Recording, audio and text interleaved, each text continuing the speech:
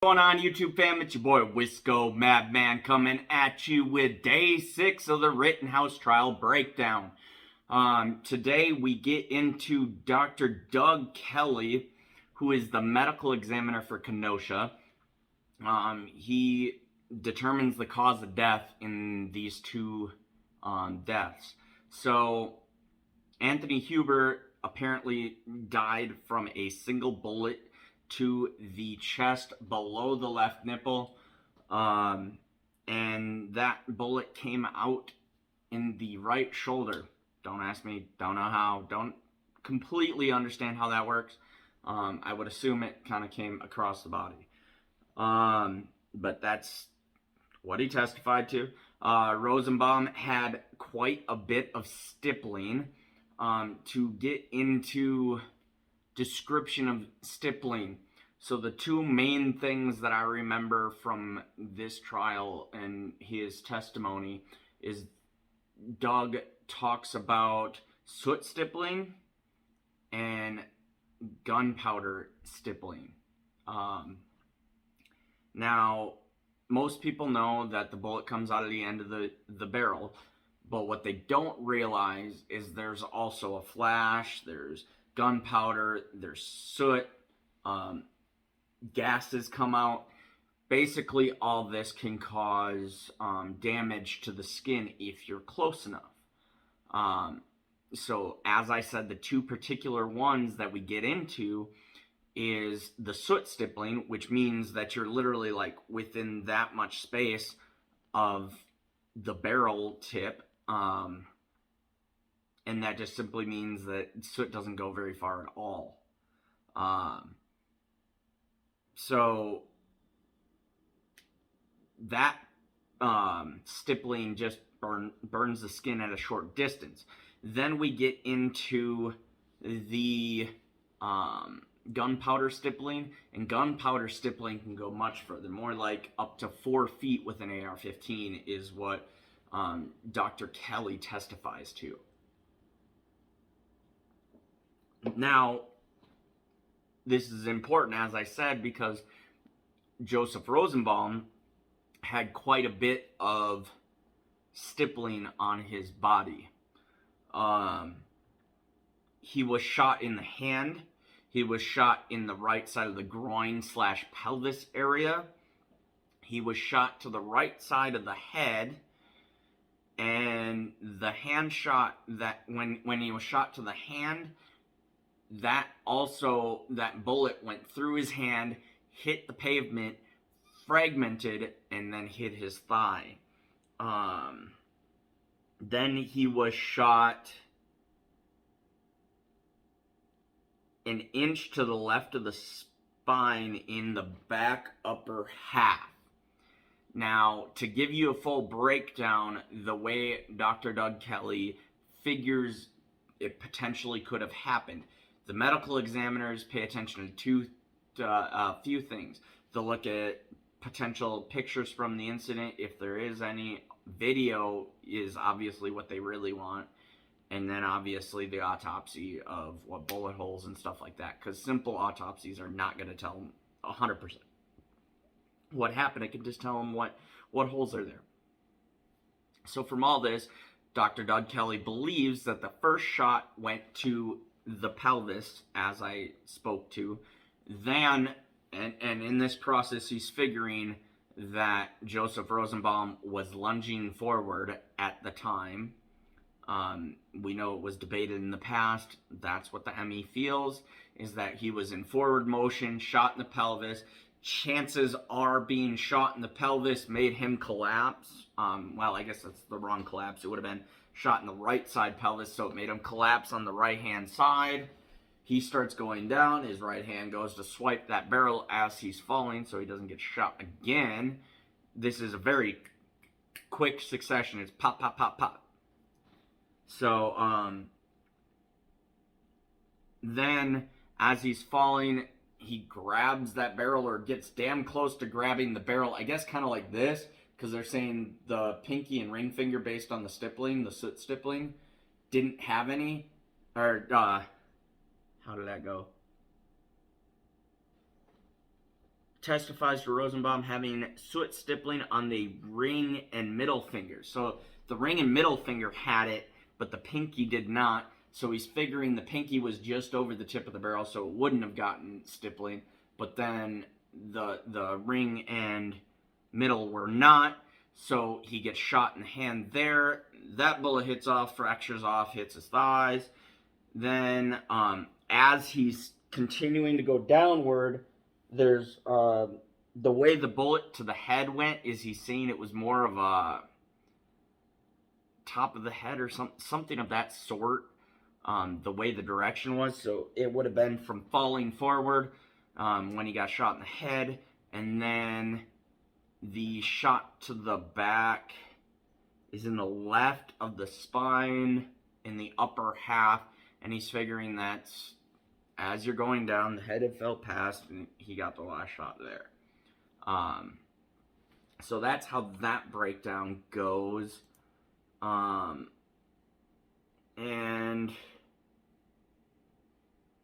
that at that point, the state rests their case with the medical examiner, Dr. Doug Kelly. Now we move on to the defense bringing their witnesses to the stand. First witness being Nicholas Smith to be called to testify. He testifies that Sam called him on the 24th to come in and put out fires at the car doctor location. Sam requested amongst this, after the fires were put out, that they come back later on the 25th to, I guess the fires they were putting out early in the morning. He called them on the 24th, the night of the 24th, but they came in to put them fires out more towards the morning, or were there towards the morning of the 25th. The night of the 25th is when Sam had requested that Nick put together some sort of protection for his businesses. Upon cross, it's noted that Prosecutor Binger brings up, or wanted to bring up, I think this was amongst a sidebar, he was told that he couldn't, but he wanted to bring up 2 juvenile charges that Nick Smith had. Obviously, we know juvenile charges are before you're 18, you're not an adult yet. So, in this case, it kind of brings about the question of relevance. Juvenile charges can't be, you're clearly not charged as an adult for a reason. There's a separation for a reason.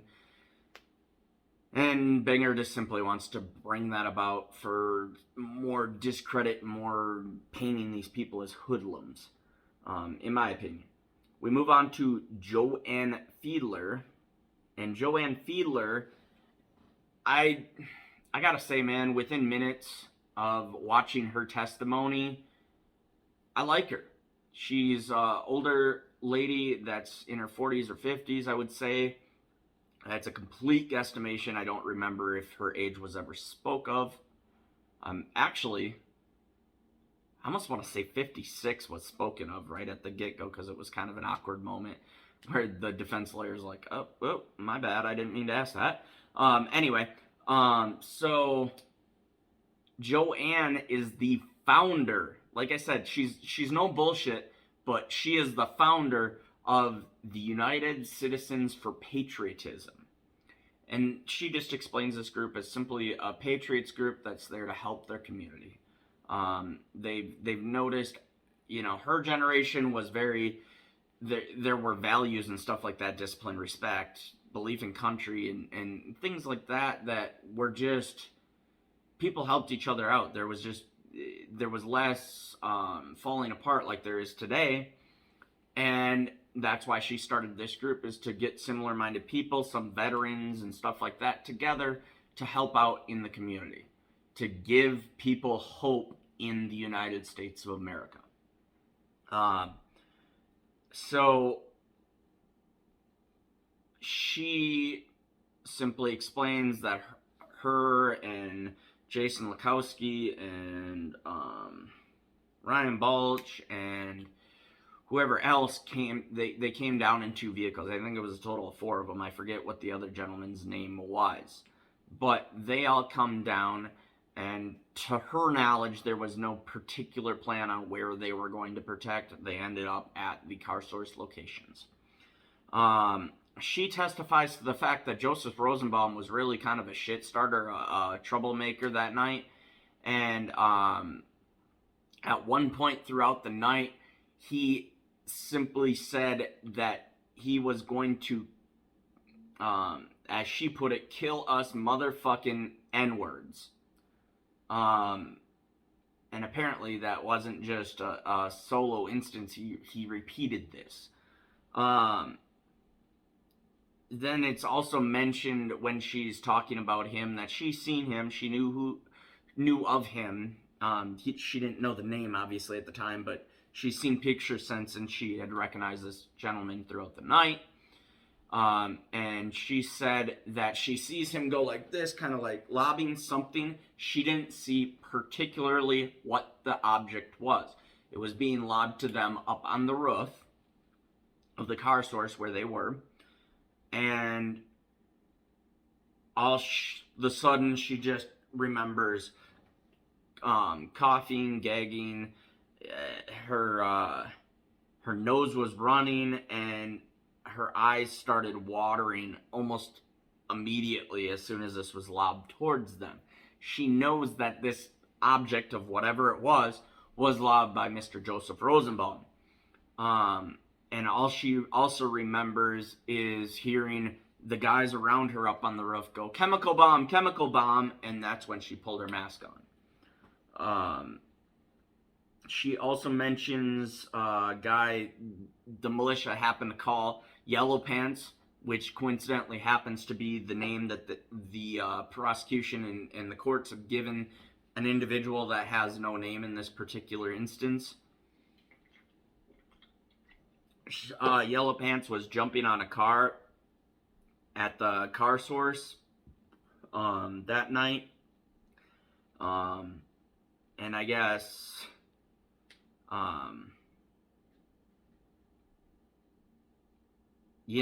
that was just something that when she mentioned that, they told the guy to get off, and there was a significant amount of problems with that as well. Just a whole lot of hatred towards the militia group, obviously, for protecting the property. Kyle comes back to the car source after the shootings and everything, after he had tried to turn himself in or whatever, and these guys end up saying, yes, of course you should turn yourself in. So that's when they go back to Antioch and everything else. But Kyle, she noted Kyle's mindset after the shooting, and she remembers him saying, oh my God, my life might be over. So he took this quite seriously in her testimony, of the way his demeanor was after this, back at the car source. Binger yet again gets into kind of argumentative mode with Joanne Fiedler. He's trying to discredit her, trying to tear at her character. Like I said, I like this girl's character. She clearly is a no bullshit woman, and Binger's trying to tarnish that in the eyes of the jury because he doesn't want her testimony to hold up. Yet again, he's just very pushing like this anti-gun narrative. And he argues with her about pistols versus rifles / AR-15s. And she pretty much points out that, a gun's a gun in the fact that any gun can kill you. And then Binger obviously gets into technicalities, which I don't even think Binger's ever shot a gun in his life. And if he has, he was probably terrified when he did it. But he just simply, wow, can pistols shoot 500 yards and blah, blah, blah, and all this kind of crap. Yeah, it was just fucking shit show. Just unprofessional, dude. Like, you're trying to prosecute this case.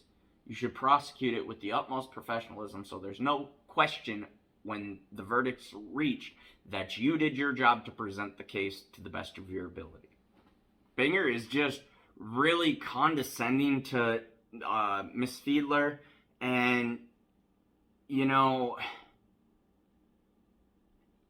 the judge even stops him mid-question as he's discussing this rifle versus pistols and everything else and all this anti-gun type rhetoric, and he stops Binger mid-question and says, "It is lawful to be armed when protecting one's property.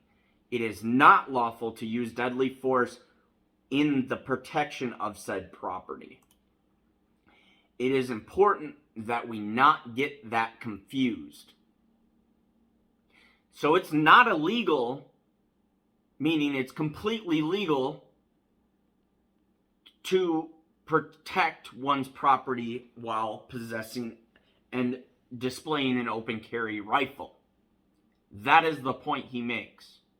Because Binger is grandstanding in front of court TV left and right, trying to make it sound like they're bad people for walking around with firearms on them, when these rioters, not necessarily the protesters, but there were rioters that were burning down businesses, courthouses, everything they could get their fucking hands on. He has zero respect for that. So, we get into the next defense witness, who is a photographer named Mr. DeBrune. And Mr. DeBrune took some photos identifying Joseph Rosenbaum arming himself with the chains that were spoken of earlier in the trial.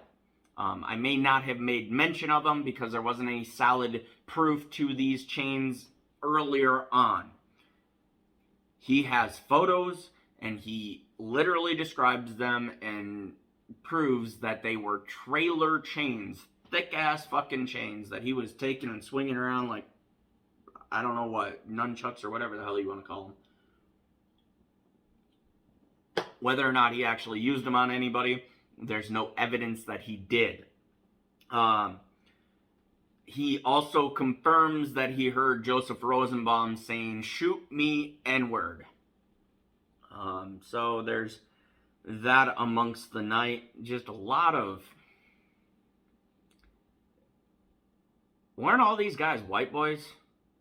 Everybody that got shot that night? Everybody that Kyle shot? Why are they using the N-word so freely? Ask yourself that.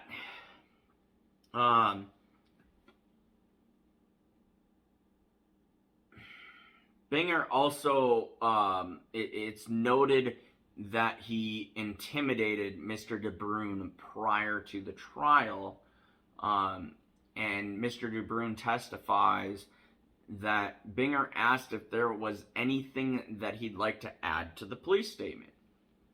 Perfectly fine question. This is whatever he said. I think it was 17 days after the shooting or whatever, when he was called into the police station or into the DA's office to review his statement. Mr. DeBrune says no. He shows him a picture and then asked him if he recognized said person in the picture. Mr. DeBrune says no. Binger then says that that's Mr. Zeminski, Joshua Zeminski. Puts the phone down that he was showing him the picture on, picks the phone back up, puts it in his face, says, shows him this picture again, says, "Who is this?" And, you know, it was just kind of that awkward moment, like, I'm assuming you want me to say, "That's Joshua Zeminski?" And Binger responds, "Good. Do you want to add that to your statement?" Question mark, kind of aggressively, as Mr. DeBrune portrays it. Just the shit bothers me, dude. And it bothers me even more, something that you won't see here. You may have a chance to see it in other videos or something that'll come across. But Mr. DeBrune is not, he has a speech impediment, or he's of the special education type. He might be a couple crayons short, and this guy's like bullying him. I have a problem with that. I really do. That's not okay. So, honestly, you know, a thought I had to this, in it not being okay, is it's a trademark of DAs everywhere that they want to make an example of someone. In this case, I think he should be disbarred for such actions, and for basically botching this case, even though I agree with the outcome. So far, that, you know, I said that I didn't want to put my opinions in this much, but just because this political rhetoric keeps on coming up, I make that mention. I agree with the outcome, but nonetheless, I think the prosecution completely botched this case because they concentrated too much on political rhetoric. Amongst the cross, the ADA was just, you know, Binger's partner was just very aggressive and argumentative with the witness. He obviously didn't like Binger being painted in such light, and you could just feel the tensions rise with anger in the air, and he was just attacking him, basically. And it was the same unprofessional sarcasm bullshit that Binger was doing, honestly. And I made a note. I'm just like, I just want to say to the ADA, like, are you mad, bro? Like, chill. You're supposed to be the professional here. So the last person in this day was Gage's roommate gets brought in. The reason this is relevant is he was brought in about a Facebook post that was made that was later taken down. And this Facebook post was a picture with Gage in the hospital shortly after this had happened. And he supposedly, actually, I don't know if it was shortly. I wouldn't say shortly after it happened. When he was still in the hospital. So, he was noted to have said, what was it? That he should have unloaded the clip on that motherfucker. Something along those lines. Or that was his only regret, that he didn't unload the clip on that motherfucker. So,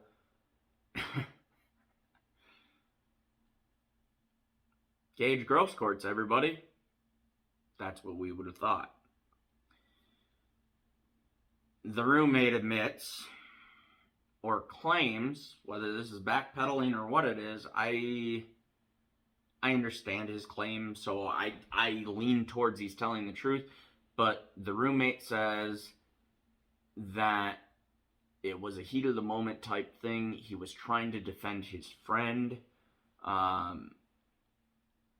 And it was kind of so many people were attacking him, and why didn't Gage do this? Why didn't Gage do that? Gage should have done this, or whatever. Just like he shouldn't have attacked him, or whatever. And that was kind of his like aggressive. My only regret was not, whatever. So yeah, man, I'm inclined to believe him. He made up some bullshit for his friend and didn't really think it fully through clearly, because obviously in hindsight it made him look a whole lot worse. So that's how we wrapped up day 6. This has been your boy Luisco Madman. If you want some more breakdowns from me, keep on following me on here. I also have my Twitter handle, as well as